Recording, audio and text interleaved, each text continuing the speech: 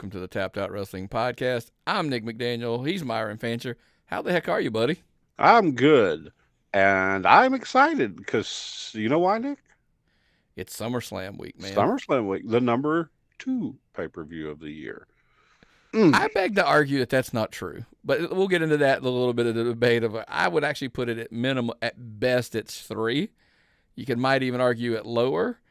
And hey, do you want to try something? We haven't done this in a while. Maybe we do we're not going to give our predictions on here. We're obviously going to talk about it because it's a big thing. Maybe, guess what? What? Over on our YouTube channel, youtube.com/tapped out. Anyway, patreon.com. Maybe we cut a video like when we're done here. We do our predictions. So that way, because here's the worst thing. I always forget what the predictions are by the next week. I don't write them down. I don't do any of that stuff. But look, become a member over on our YouTube or our Patreon. Either one, maybe that will get the show early for one. Maybe we do this little bonus episode, make it a super quick, super short one. There was a video drop this week. If for all you indie fans, there was a little video that discussed some stuff on there. But again, lots of good exclusive stuff. I mean, hey, we joked about the pictures from the vacation that were on there. All that kind of cool stuff on Patreon. You should if you're not. It's a great way to support the show directly. Well, my WrestleMania picks won a contest. I wonder if my SummerSlam picks can.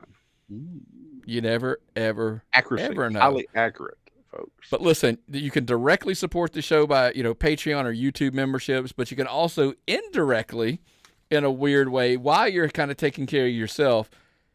You know how, Myron? How is that? Dubby.gg. That is right. If you're an energy drink person, you like those.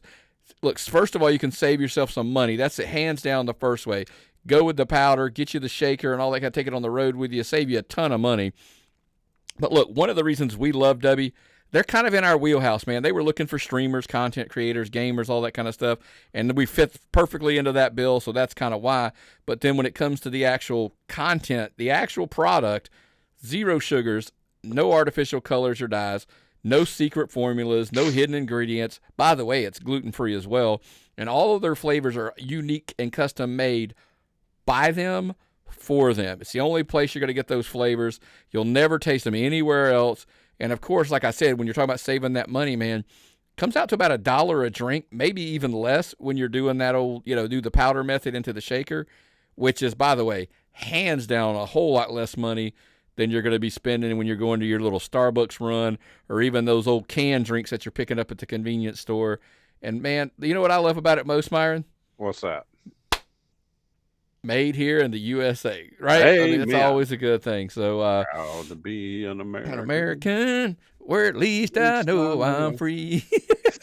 All right, we promise you no more singing on and running anybody off. But listen, what we got going on for the slam, man? What we got? Look, what do you think? It is a mailbag episode. We're going to dive into those questions here shortly. But look, SummerSlam's coming up, so we figured we'd talk about that a little bit beforehand. And then, like I said, we'll do all the picks and all that kind of stuff, maybe a deep, deep dive. So it's going to be a quick little skim through. Look, I'll run through the matches real quick. CM Punk, Drew McIntyre, I'm being told, this is what they tell me, this is the hottest feud of the summer. So that's why we should care about this match. We're going to come back and go through the ones that we're most interested in. Damian Priest and Gunther for the World Heavyweight title. Ooh. Bayley Nia Jax for the WWE Women's Championship. Makes the rockin' world go round. Amen. Liv Morgan, Rhea Ripley for the Women's World title. Cody Rhodes, Solo Sikoa for the Undisputed title. Logan Paul, LA Knight for the United States title. Sami Zayn, Braun Breaker for the Intercontinental title. Is this I'm trying to think in my head, since WrestleMania, is this the card with the most title matches? Because it's pretty much loaded with title matches. They've been sparse. They've been very sparse on the card because they've been dividing them up. You remember when they used to divide the pay-per-views up between shows where one would be an all Raw pay-per-view and one would be an all SmackDown pay-per-view? Well, they've been doing that sort of where they'd only have some SmackDown titles and then they'd have some Raw titles. But they never defended the Raw and SmackDown heavyweight championships on the show. This is a really big show across the board. Most title defenses I can remember. It's going to be wild, man. CM Punk tried to argue that this card might be more loaded than Mania. I will argue it's probably the most loaded card since Mania. Needs more tag teams. Need more tag teams, but but they're doing. Where are you going to put them? They're defending the tag, because I saw that. You know, I put a thing up about, hey, how did you think the card was on social media? And some people were like, hey, need tag matches. They're going to put, apparently, the tag titles are going to be defended on Smackdown the day before. Okay.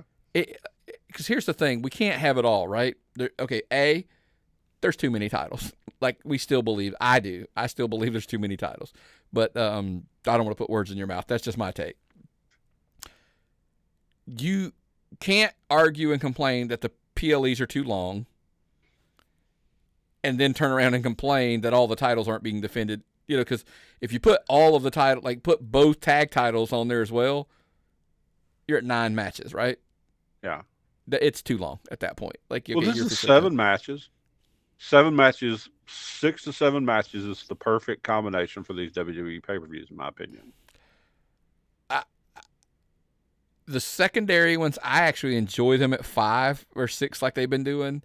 But, you know, SummerSlam is the WrestleMania of the summer, so it's going to be a little bit longer. So, yes, I agree with that statement. I think the wheelhouse is 5 to 6 on your not the big 4. The big 4, I think, are going to be long. Look, Mania shouldn't be that much longer because it's 2 nights anyway. Well, SummerSlam's going to be 2 nights in the future, isn't it? In the future, I'm sure it's going to. I think eventually, by the way, I think of the Rumble. I think Survivor Series. Survivor Series maybe not. SummerSlam and Mania, obviously, I think those will all be. And you could make the case for Money in the Bank. That's a whole other thing. But, you know, I do think there are cases to be made for them being 2 nights, especially SummerSlam. And then, by the way, it's not a problem putting the tag titles on there then at that point. Yeah. Hey, tangent number 1. Could you ever see where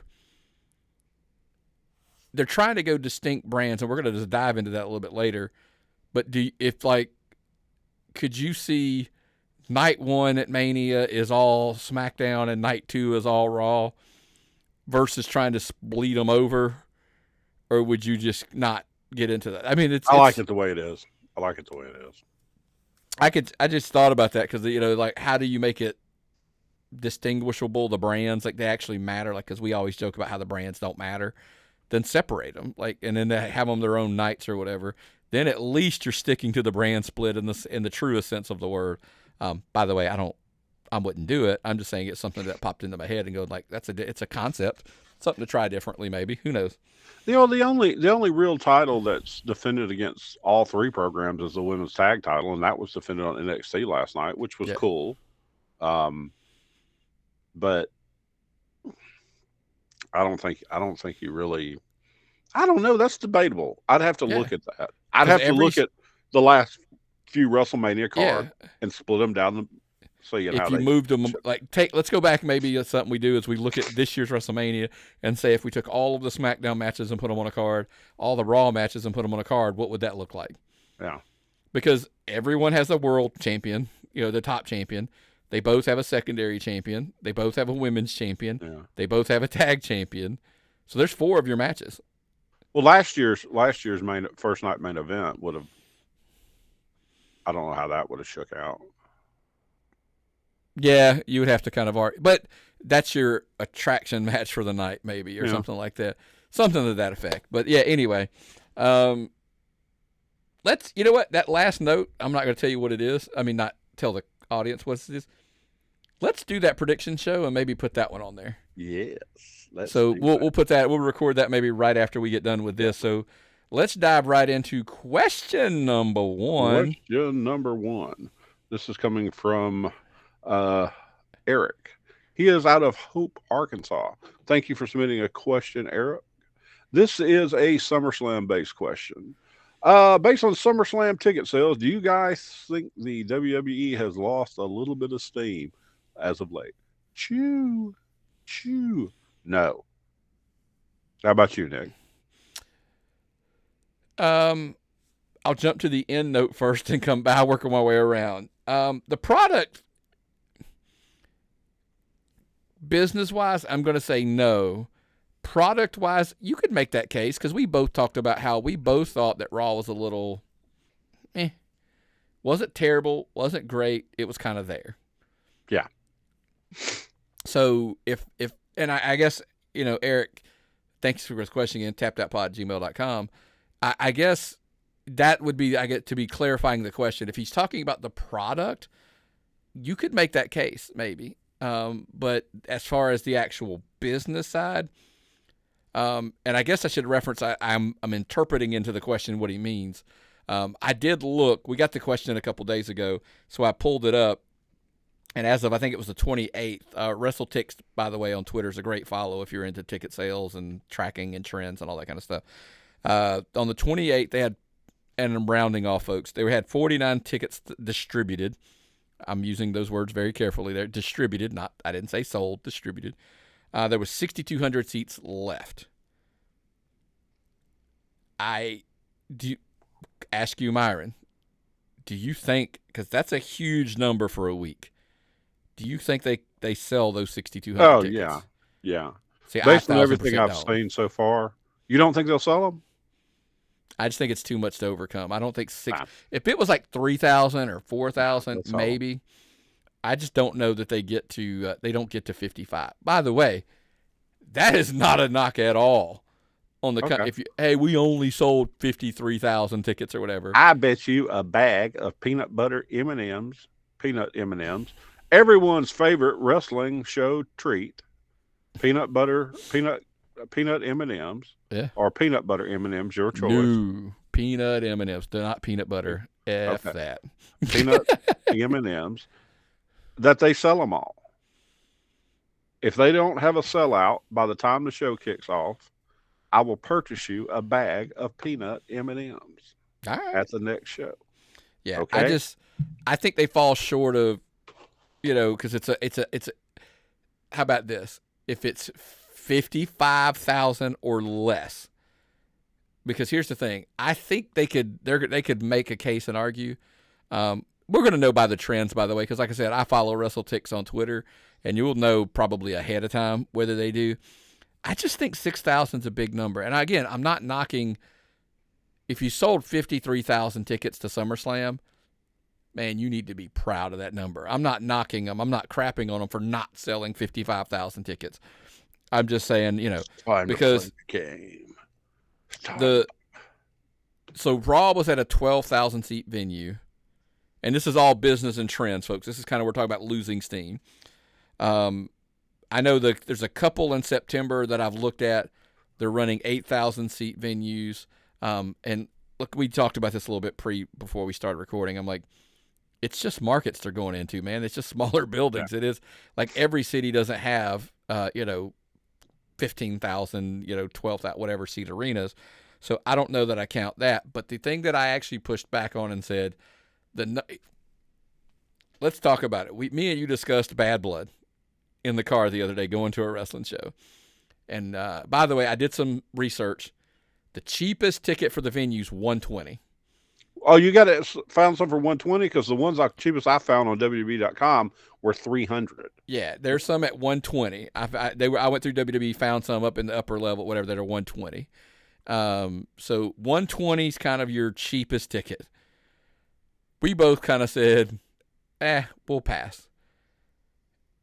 By the way, I don't think that's an uncommon thing for Atlanta. You want a hot take from Nick? I've always thought Atlanta was not a great market for the WWE. I always felt like they didn't draw like they could or they do in most other markets. That's just my take, and it's for whatever reason. Look, I don't even have the numbers in front of me to back it up. I just always felt it wasn't the best market for them. It's the old Dusty Rhodes market. Is that what you're trying to tell me? It's the old Georgia market. They shut me up because I looked on WrestleTix this morning. This was this morning. They had sold 13,300 tickets. I'm sorry, they distributed 13,300, and there's 13,800 is what they're set up for. There's about 500. I think the real number at the time I looked was like 512. Okay, so that pay-per-view's in when? That's October. It's October 5th. Yeah. So I mean, if you could get, I got a walker, and I got this boot. I'm gonna save the boot. Okay. And we get handicapped seats, maybe. Myron, if you're in that boot in October, we got bigger problems. I'm not going to be in the boot in October, Nick. I'm saying we just use it. Remember when we were at that show and you pretend I was special needs? That is true. That is true. Okay. That was. But anyway, I didn't mean to say that out loud. But no, WWE fine, man. They're fine. Look, worst case scenario, they'll drop an Easter egg of some kind Friday night, and they'll blow up ticket sales. Once Cody Rhodes get on there Friday night, it's going to blow up ticket sales. Check us out over at Patreon and on YouTube. I think the reason to be there is coming. I honestly believe that wholeheartedly, and we'll discuss that on that little preview show that we do. In my soul. I don't think it has anything to do with Cody Rhodes, though. That's the crazy part. But, where would you hear about that, though, if it did? Listen, if people argue about like, hey, well, you guys got a Patreon and it's all hidden behind a paywall. Well, hell, then you know what? Do your own podcast, man. Do it over. Like I said, I talked to a young man yesterday who was doing his podcast.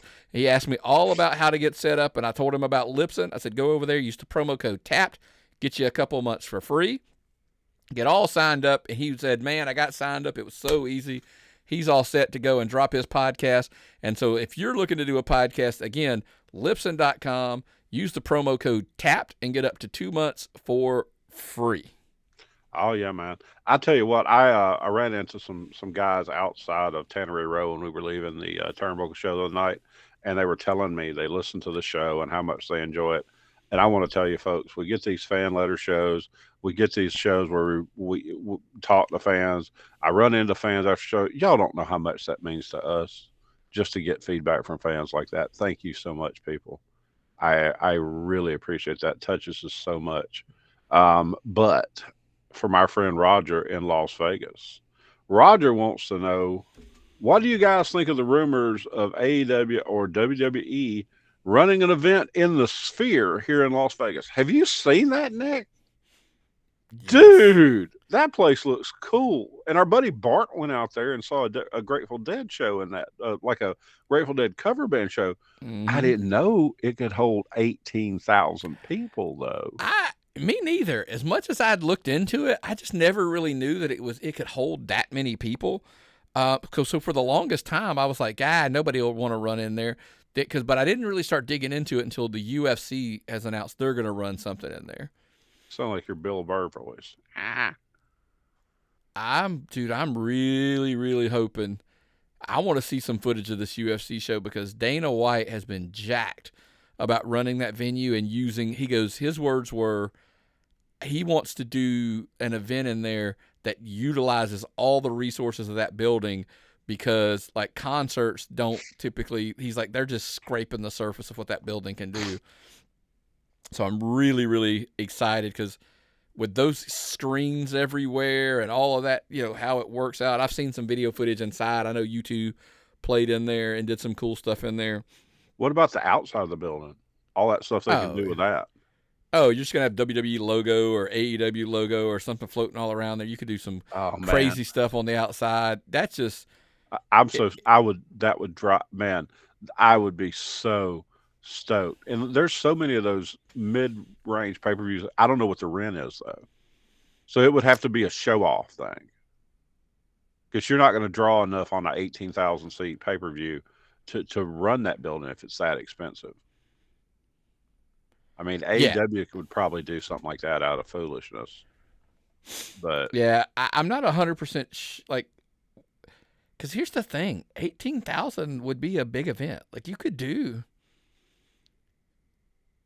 Money in the Bank, or you could do something like that in there. Elimination Chamber. I don't know like the setup of like as far as like getting that big cage and how they would hang stuff. I don't know any of that, so we haven't seen. I know. I don't think anything. Here's the thing: I don't know that anybody runs it before 2025. Maybe AEW, but I don't know if they've got the. If UFC's running it, I'm kind of wondering if they're trying to work the in. TKO getting an inside deal on running stuff in there. I don't know, but if WrestleMania is already going to be in Vegas, I can't see WWE running two PLEs there. You know what I'm saying? In 2020, No, not So not I this don't. year. I don't know. So I'm right. I would agree with you. It's probably going to be 25. I can't see I can't see AEW running there in this year at all. Maybe mid-year 2025. But it'd be interesting. It'd be interesting. I'd like to I see. I mean, Here's the thing: Could you test run an NXT event in there first, just to see how it would draw? That would be a good question. I would be scared to do that just because of the amount of money I had the potential of losing on that show. You know what I mean? I don't know, man. They've run big stadium events. Here's my thing: have they announced where they're going to run NXT WrestleMania weekend? You're already going to be there. That's a testing point that you might do. Like, we're looking for a venue to run the NXT show, that the takeover show. SmackDown, or the Raw after Mania. Yeah, That I would don't be know, like perfect for Raw production after wise. Mania. Like, I don't know how production wise how it's set up to like do a live show for like SmackDown or something like that. It's interesting. It's really, could you do SmackDown Hall of Fame? You could do some crazy shit with the Hall of Fame, with all that screens and all that kind of stuff like that. That'd be kind of cool. And as they announce them outside the building, like the person's stuff comes up on the screen, something like that maybe. Be interesting for sure. But anyway, Well, yeah. this on a question about somebody I don't know about their Hall of Fame criteria or not.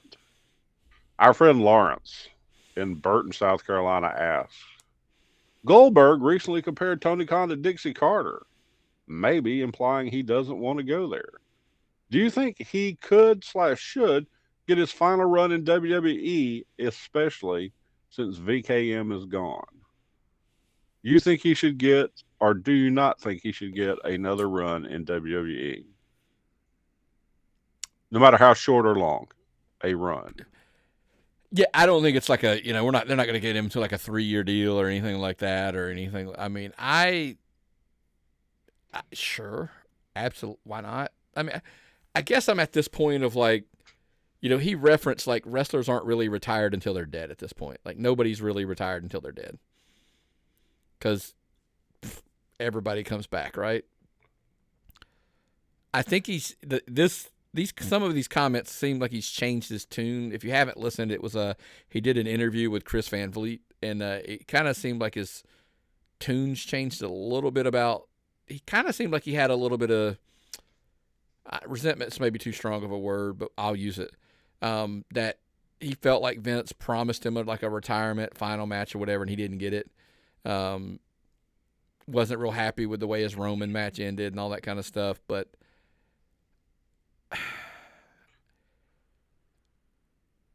if you're going to do it, first I'll let you. Do you think he should? I'll let you answer. There's two first. different answers for me. If it can make $1, he'll get it. End of story. Do I think he should? No. Goldberg would be so out of place in today's WWE. He doesn't have the skill. He never had the skill. I don't even want to go into the whole Bret Hart thing. I think it would be dangerous to bring Goldberg back. I don't think he can go with any of the new guys. We saw the Roman match. I just think he's a sideshow for right now. I don't think he's somebody you bring in and try to wrestle with. He's past whatever little prime he had. It's just not worth it. But if you can draw $1, they'll bring him back. Here's my answer as to when, and I think why you would do it. You've already gotten $1 to justify it. When Raw goes to Netflix, they're going to have to throw everything. Because here's the thing. When they go to Netflix, I think the WWE has all the potential in the world. People think like viewership's going to fall. Well, first of all, we're not going to get viewership, so you can throw that out the window. People forget Netflix is a subscription-based product. It's not an ad revenue-based product. They want people tuning in every single week, By the way, to be more specific, they want you tuning in every month when your thing renews. They want you to keep renewing that, subscription. That's all they care about. That's why they signed WWE, by the way, is to maintain subscriptions versus people signing up, dropping it, signing up, dropping it. If you're a wrestling fan, you're going to have to just keep it. Well, now so back to my point. You can't sign in when they have a sale. Get the sale, log back off. So get a month free or get something at a discount. Well, I mean, you're always saving money on these streaming services. Oh, 1,000%. My goal is to, but it's what they won't want you to do, sign up for 1 month, binge watch Suits, and then cancel your subscription. You wait 2 months, they drop a whole entire series, you sign up, you binge watch it all, and you drop it again. They're trying to avoid the roller coaster of subscriptions. They want the steady. But all of that being said, here's what I think. I think they have. Is there a casual fan of old nostalgia wrestling that I think they are going to have to attempt to bring somebody? We've already got to look. The Rock's probably going to show up probably at some point on there. He's already talked about that. The Undertaker probably, I think he's committed. That's right. They already announced he'll probably be involved somehow. You got to have some old school names to draw those people over. I mean, he's not old school, but they'll bring Cena back for his retirement. He is. Unfortunately for us, he is old school now. John Cena's old school. But the other thing is you're just going to have a constant feed of nostalgia. And I think Goldberg, because here's the thing, folks. You ready for this? I don't think Steve Austin ever returns. If they couldn't get him at WrestleMania to do that, and I don't know if it was numbers, and I'm not saying, I think he's content. I know he was supposed to be in that spot. He has said he was supposed to be in that Undertaker spot. They went in a different direction because they couldn't agree on money. If you couldn't agree on money for a WrestleMania spot, I don't know that you're agreeing on money for a Netflix spot, like for a Raw spot. Does that make sense? Yeah, it's a much smaller amount of money. Well, is it? That's the question. With the checks Netflix are writing, I don't know if that's argued. I just think, but there's no boom. It's already money it's money they already have. Goldberg, I think, Vince is out of the way. I think, are we seeing a trend? Nick's next tangent, another thing. We are seeing a trend where most people's problems, and I threw up some air quotes there, with WWE were with Vince McMahon. And I'm not saying for the obvious reasons or whatever, but it was always something happened with Vince and they had a fallout, whatever. Well, he was the head of the snake. Yeah. I mean, even if they didn't have a direct fallout with him, he was the one you blamed. Correct. Because he was the head of the snake. You don't have a problem with a senator. You have a problem with a president. You blame the head of the snake, and Vince, for better or for worse, was always the one that was at fault, just to put it bluntly. So yeah. Listen, they showed video on Raw Monday, and my thing is, if Jesse Ventura was back on a WWE product of any kind, that goes to show you people are ready to put the past in the past. And look, to the detriment of the relationships that happened because of Vince McMahon, I think all the credit in the world seems to go to one Paul Levesque, the relationship building he's doing and trying to get all these people back together. I think it's not that the money makes sense. I think Triple H is one of those people that goes, no, we need to do, if we owed, I'm not saying they do. I'm paused right there. I'm not saying they do. If he feels like, yeah, we do owe Goldberg that match that we promised him and it just didn't happen, Paul Levesque seems like the guy that's like, well, we're going to figure out a way to make it happen, and we're going to get him the right person to make that happen as well. 30 years from now, who's going to be,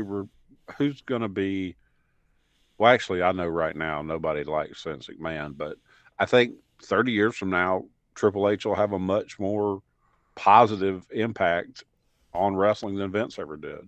Can I ask you something? Because I just feel like really rambling on something and then we'll get to the last couple questions and stuff.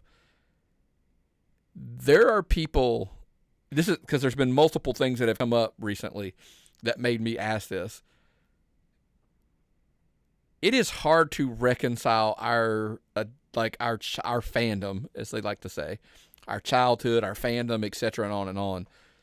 And it's not just Vince. Like, and we're not going to deep dive here. I don't want to go there, but I just wanted to ask you this question.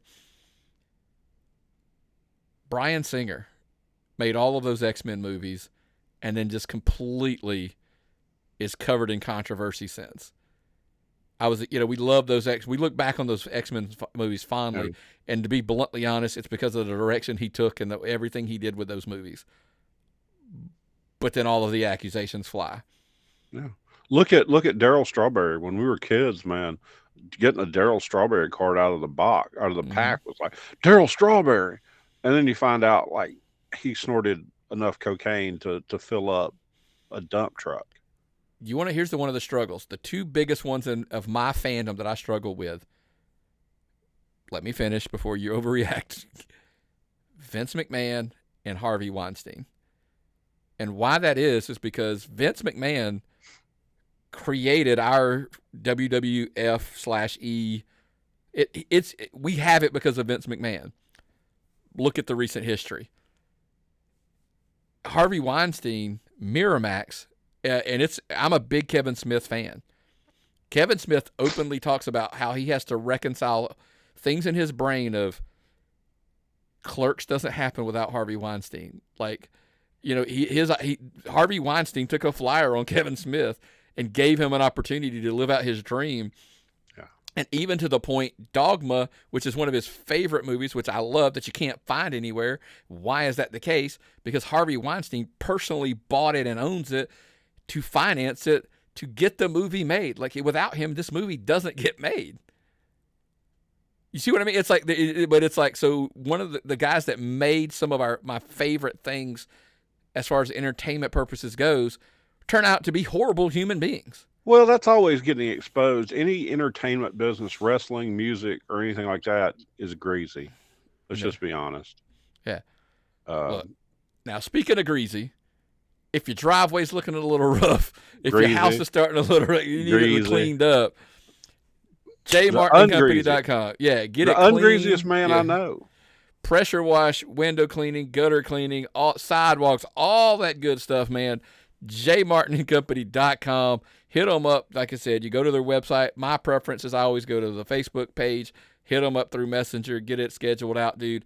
Absolutely the only person I trust to clean the windows, the house, the driveway, the gutters, all of that stuff. JMartinandCompany.com. I always look at the pictures of the stuff they pressure wash too, man. It's just amazing how clean they get stuff. Yeah. Shiny and clean. Pro's pro for sure. So fresh, so clean. Ain't nobody. Okay. Go on to Billy from Troy, Michigan. This is a tough one, Nick.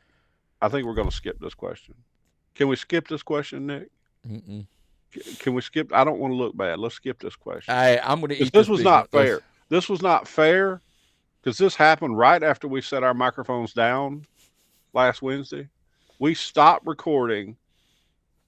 You took the show and we're uploading it to Patreon and setting it up to record on release on a Thursday, and this happened after we went on and on about our wisdom and we gave you this true story and you expounded on this.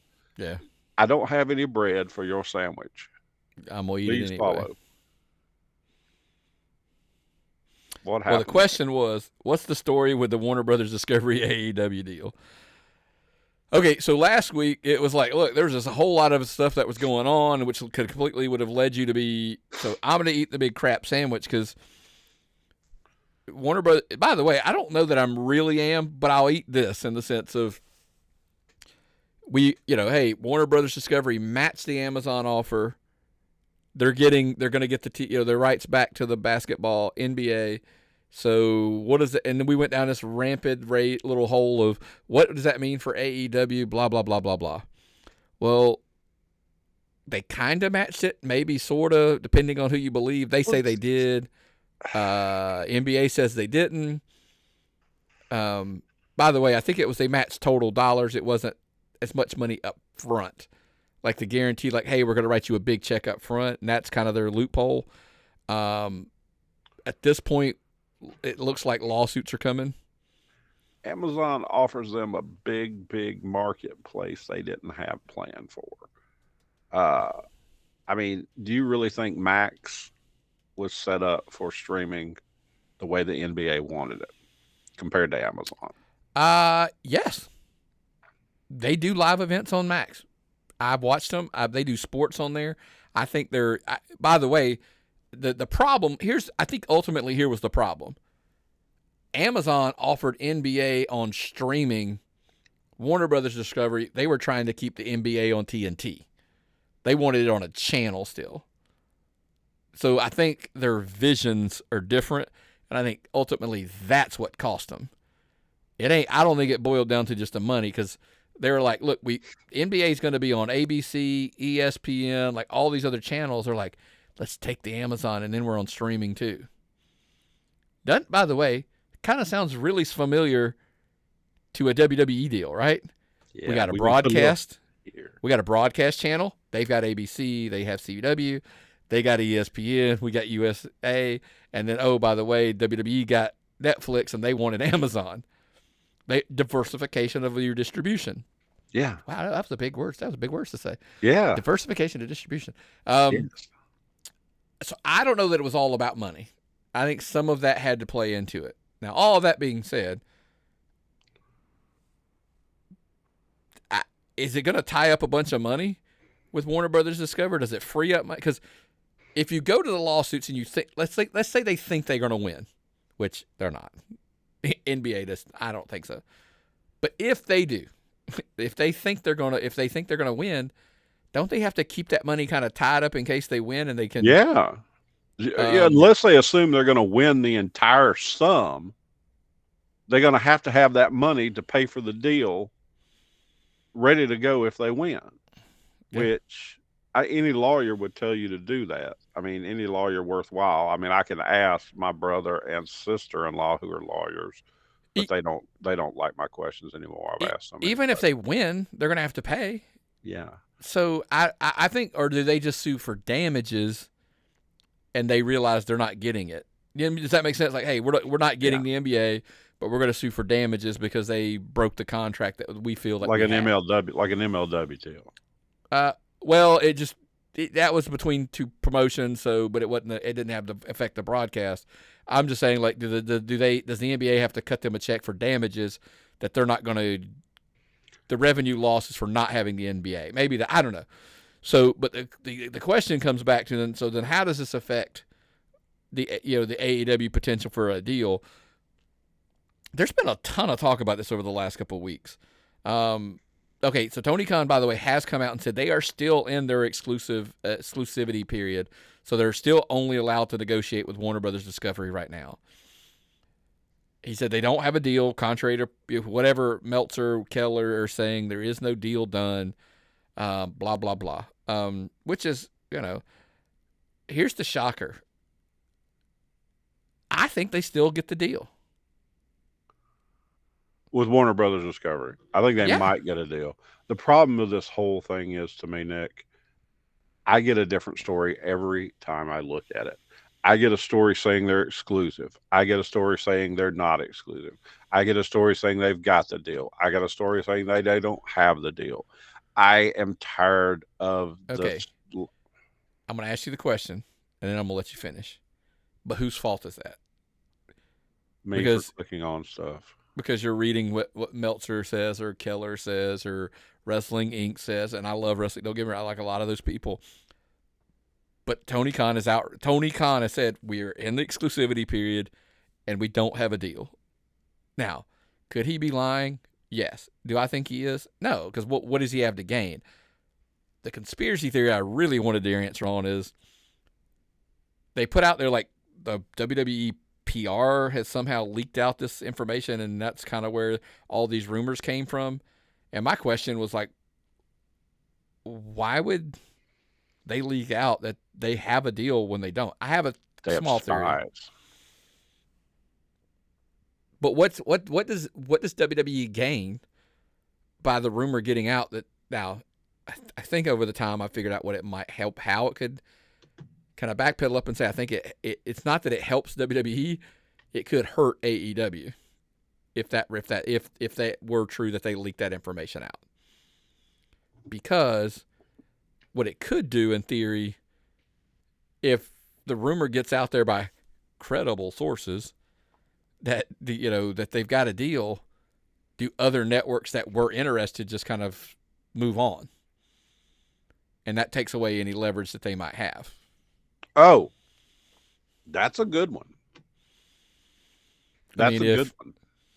I'm trying to just randomly think of I don't know, if pick a channel, I don't know, was interested in it, and they're like, well, they're going to sign with him. Let's move on and let's go sign something else instead. And then they start signing other TV contracts, and then it comes back like, no, we never signed a deal. They're like, oh, crap, we would have been interested in them. Here's as doom and gloom as most people like to talk about the ratings for AEW, they have kind of turned around a little bit. They have been climbing. Not bad. Incrementally, not great. But here's the thing. It takes time. You're not going to, they weren't going to jump from June 19th. And look, 500,000, there had to be a reason, and I can't remember what it is off the top of my head. But they're in the 700,000 range. Pretty, 700,000 to 800,000 is kind of where their wheelhouse. That's kind of where they live. Not like what Chris Jericho said, where they're going to be beating Raw in a year. That's a prediction. I mean, I can't look. We won't know that answer for a year. But here's the problem: you're not going to have any proof because Raw's going to be on Netflix. So you'll be able to look there. You can figure it up. There is, I think it is reported how many views something gets, I guess, or whatever. How many? I think it's minutes or watched or some craziness or whatever. So that'll probably get out. And I don't really know.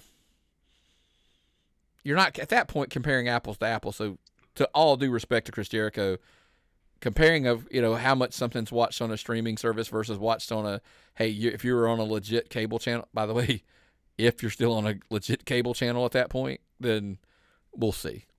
I don't know what to say other than that's kind of foolish. I think I could get if it wasn't for the wife, I could get rid of cable pretty much, and just if I could get my WWE program and college football, I wouldn't need cable at all. I get my MLW streaming, I get my Impact streaming, NWA streaming, pretty much everything else whenever I want to see it.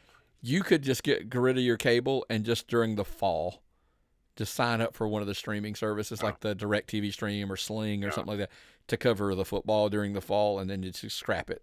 Just run. You know what I mean? That could be done. Wow. But anywho. But it's good to see them building. I really hope this build works. I hope it keeps up. Everybody online is saying it's better. Tony Khan is on a roll now. Tony Khan is doing great. That's good to see. I hope it works out. Keep it up.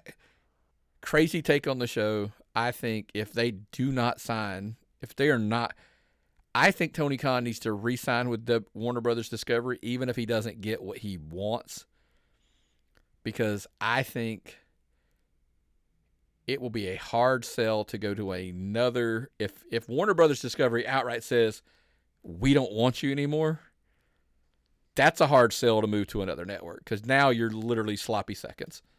I'd keep him though. Yes, it would screw him over badly if they go to another network as far as deals. But they're their number 2 property. If the NBA loss is real, if final, they're their number 2 property. After Big Bang Theory, seriously, after a rerun of what I consider to be a mediocre millennial comedy, they're their number 2 property. Yeah, but as far as live, it all boils down to program directors and what's the mission statement. If they just say, hey, we want to have 700,000 to 800,000, 52 weeks a year, we're going to have watching, and if it could get better, it might get worse, but it could get better. That kind of thought process. It's a valuable property. I think it really is. So time will tell, but I just at the core of myself, I just can, for some reason, I just believe they re-signed with Warner Brothers Discovery in some form or fashion. Well, what are they going to, if they re-sign, this is the next question. What about rebranding? And Randy from Stafford, New York wants to know, should Tony Khan rebrand Ring of Honor to AEW Ring of Honor? I don't care. Yeah. Here's the problem. He mentioned this. I think he was outright asked this during a press conference of some kind or some kind of interview about could it benefit to be rebranded into AEW. I think his take was actually pretty accurate to say, like, yes, when it comes to like trying to get it a TV deal, because right now if you walked into somebody's like some smaller network and said, hey, we want you to pick up Ring of Honor, they would be like, what is that? But at least at minimum, if you said AEW Ring of Honor, it would almost be borderline confused with it's AEW Dynamite, Rampage, Collision, Ring of Honor. It's like it's another AEW show. Does that Dark make sense? 2.0. They've got to distinguish it. They're using it for just television space for people that they have on the roster they can't get on TV. Well, the problem is they've got so damn many people on the roster that they can't get on TV that they take off TV randomly and they don't bring back on TV that they don't. The wild thing, Myron, there are people on Ring of Honor I'd rather see on on the main TV shows. Yes. There are more skilled wrestlers on Ring of Honor than they put on the main TV show, and I'd much rather see this.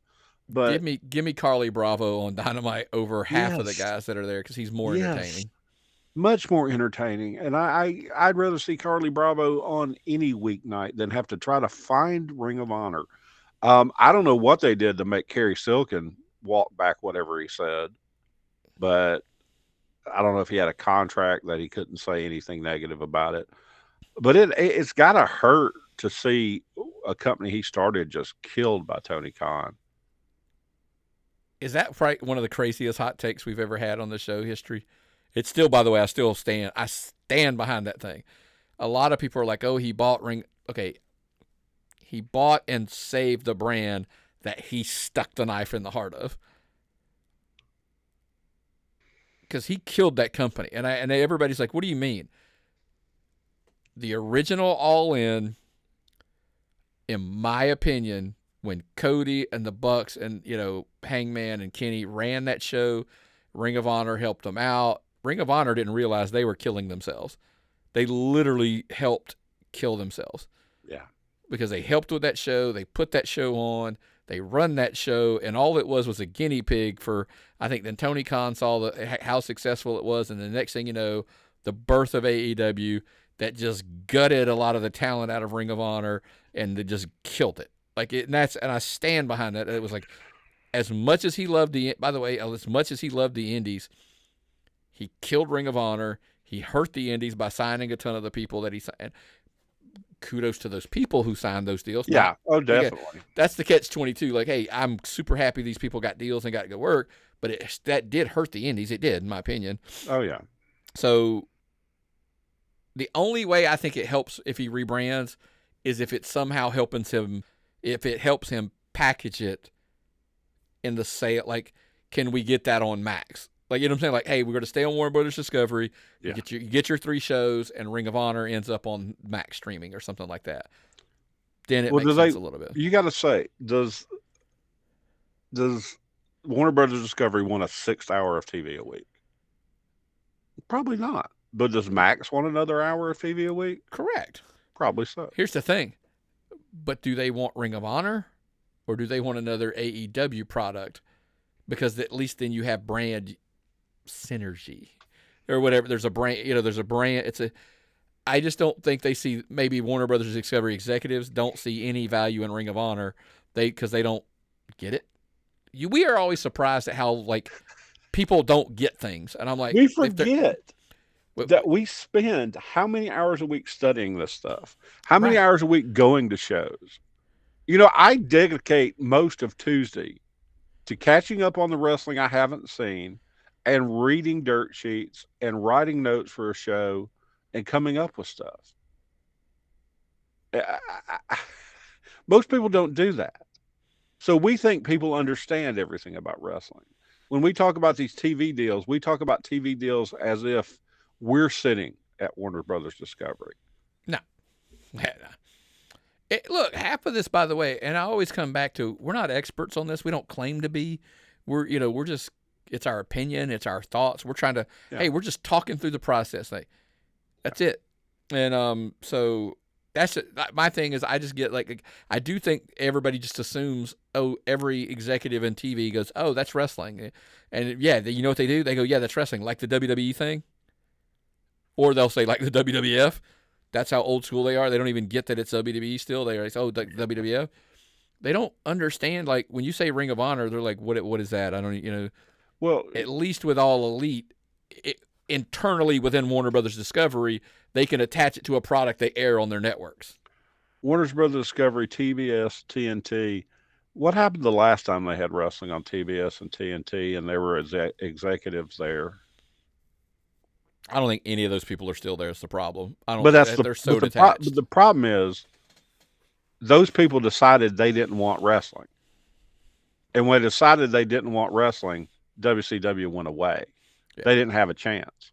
And it was a program director's choice. Yeah. At the end of the day, it always is. But anyway. Oh, Lord. Please let them hang on. Please let Tony make the right decisions. Because I'm curious about the weirdest decision I've ever seen. Aaron from Prescott, Arizona sent this question in this morning right before we started recording. I was walking the dog this morning and I saw this picture on my phone. With reports coming out that Shane McMahon met with Tony Khan this week, what do you guys speculate could have been the purpose? We saw it. We saw the picture. He was at a private airport in Arlington, Texas. I'm assuming that's Arlington, Texas, not Virginia. Yeah. That's where they're doing that's where they're doing the collision residency. But I got confused. Sometimes I get confused about those cities and states with the same names. What the hell is Shane doing? So you start rattling through all of the options it could be. We're not going to talk a ton about it because this is speculation, like, to the nth degree. Is he doing it as a talent? Why would he? I don't. Is there anybody like over Darby Allin that Shane's like, I gotta wrestle? Maybe, I don't know. Dive off a stage. Dive off a ladder. Does he want to dive off a stage on Kenny Omega? I don't know. He's not even there. I don't know. There just really isn't, by the way. I just don't know that there's anybody there but now GM brand, like a GM role, could be interesting. Ring of Honor brand revival. We just talked about that. Maybe he comes in and acts that's a good possibility. Shane McMahon is now the owner of Ring of Honor. Something like that. Pop. Maybe. Pop. Whatever they're doing, people are talking. Yeah. You positively. Do you think the last one, tappedoutpod@gmail.com, send your answers because we're curious to know. Do you think there's any chance in the world that he's actually contemplating, and Tony Khan would even consider the option of any ownership of Shane McMahon? Once again, I'm going to say I don't understand what it's like to have that much money, because Myron would just wander off somewhere and find a really comfortable chair and Snoop Dogg around and watch Star Wars and stuff all day long. I wouldn't want to be. Well, this guy's basically Gary Lamming. He's wanting to find more work to do if Shane McMahon gets back into wrestling. If Vince gets back into wrestling, you can assume failure because nobody's going to want to watch a program. Totally disagree. Huh? Totally disagree. You don't think Vince is canceled? That's a different conversation, but I don't think that if he got involved with the wrestling company that it means the automatic death of that company. People love a car crash. Tell me, lie to me, look me right in the eyes right now and tell me if he starts a wrestling company, you're not going to watch the first episode just to see what it is.